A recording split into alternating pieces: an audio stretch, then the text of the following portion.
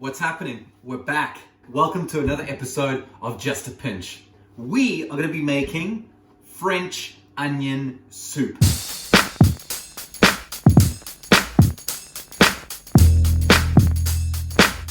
It's packed full of big, massive, bold flavors. It's super healthy for you. It's got loads of antioxidants, super nutritious. Don't fact check me on the antioxidant things. I think I just chucked that in there to sound fancy. All I do is win, no matter. It's quite soupy. There's a bit of bread. There's some cheese that gets melted on it. It's such a delicious recipe. You ready? Roll the intro.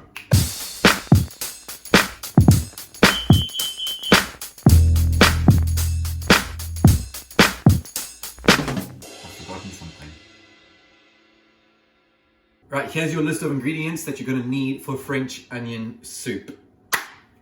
No surprise, French onion soup. Onion, big fuck off onions, 6 of them. Butter, French white loaf or a baguette if you want to be fancy about it.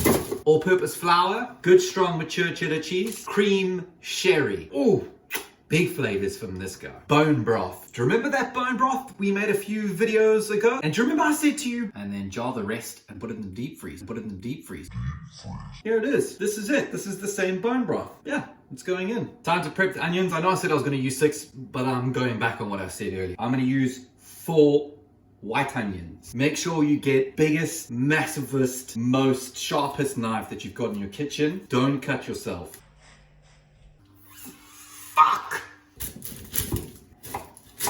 Peel the layers of skin off. Repeat the process for all your onions. A nice technique that you should be using, the 3-finger technique.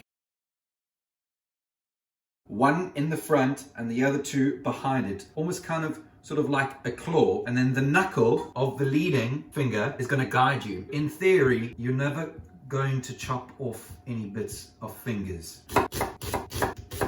That's how your onion comes out, sliced. Repeat the process until all of your onions are done. Oh my god. I actually can't. I need to stop. Fuck. Turn it off. The last thing he said to me was... It's actual tears. Right. Oh, gross. It might seem like that's a shitload and it's too much, but trust me, it's the right amount. This is going to reduce.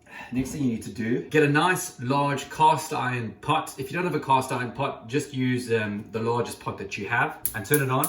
We're going to smash this thing now with this massive piece of butter, if I can hold on to it. Let that melt down for a bit. And now we're going to put all of the onions in.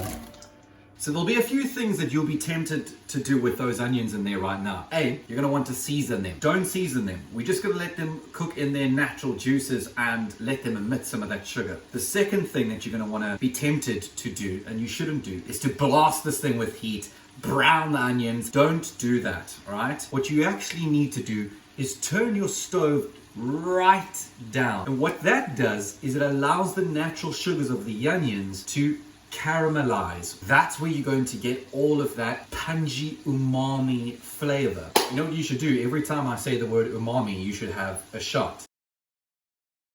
So onions have been cooking for, I would say, roughly 20 minutes or so. They've massively reduced. Well, now is the right time to season. What the salt is going to do, it's going to help draw out some of those moisture. Here, let me show you. I mean, just look at that. So we're not quite there yet. Be patient. It's been about another, I'd say 15 minutes. What we're going to do now, deglaze the pan. Now, all those brown sort of little pieces at the bottom are going to give you that massive punch of flavor, that umami, that sweetness, umami. You can see there's some brown bits at the bottom there. You see that over there?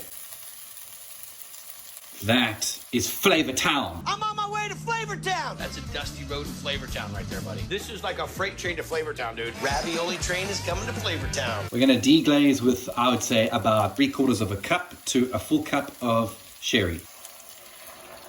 Scrape off those brown bits that were there on the bottom. If you don't have sherry, you can use white wine as well, apple cider vinegar, and maybe 2 or 3 tots of brandy will work just as well. Heaped teaspoon of flour. Let that cook for at least a minute. Homemade bone broth that we made a few videos back. All of that is going to go in there. So I've added just over 2 pints of beef stock that's gone in there. We're now gonna let that come up to a simmer. We're gonna let it boil and cook for about 30 minutes to an hour and wait until you see how we're gonna finish off the soup. So I'll be back in just under an hour. I'm aware of the soup.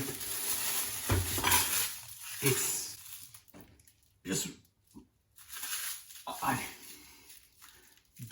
words can't even, the smell that is sort of going around the house right now is incredible. I'm going to take our French loaf. Those are going to go in the oven under the grill setting, and we're just going to toast them up a little bit. So we're just going to grate some mature cheddar. Recipe for a classic French onion soup calls, forgot what I was saying. Classically, French onion soup, you should be using Gruyere cheese. Okay, bread's come out, rubbing fresh garlic on the bread. Get our soup bowls, fill them with the soup. Do a thin layer of cheese on the top. Take your bread. Now add another layer of cheese on top. With the thing on the thing, fucking hell, it looks amazing. It's like an onion soup lasagna. Wow. That now goes in the oven, under the grill, 10 to 15 minutes. We're gonna gratinate. What does gratinate mean? Basically, we're gonna brown the shit out of it, and it's fucking gonna be the most delicious thing that you've ever had in your entire life. 5 minutes later. Ow, fuck, I burnt myself. Okay, it's time. Oh, look at that.